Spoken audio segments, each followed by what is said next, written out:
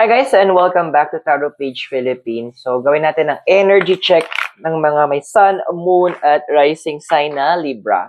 If you're new, subscribe, like, and share. And remember, yung readings po there for guidance purposes. Use your free will wisely. So gamit natin si Enchanted Map and your card, Libra. We have here Storm Fields. Ato na nga. So, pressured ka na, di ba? Marami na yung para ang daming bomb, nabobombard sa'yo sa paligid.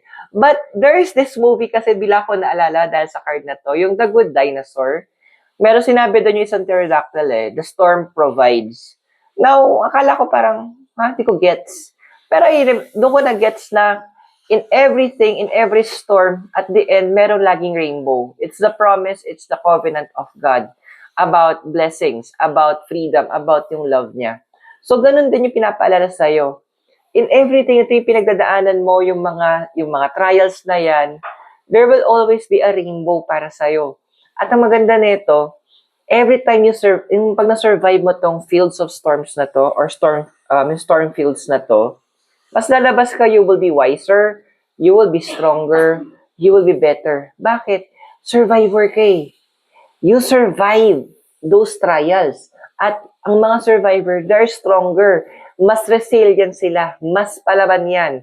And alam nila yung capacity. Kung baga dito matetest, may kita mo, gaano ba ako kalakas? Gaano ba yung kaya ko pang gawin? Doon mo makikita na, yes, I'm a survivor. At isa yan sa mga magiging, kung baga parang trophy mo na yan sa buhay. And yes, pwede along the way, magkaroon ka ng mga sugat, magkaroon ng mga peklat yon.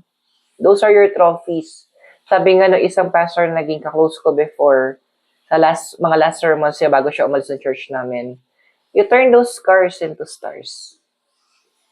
So I hope nakatulong yung reading sa'yo. Those are for guidance purposes. Use your free will wisely.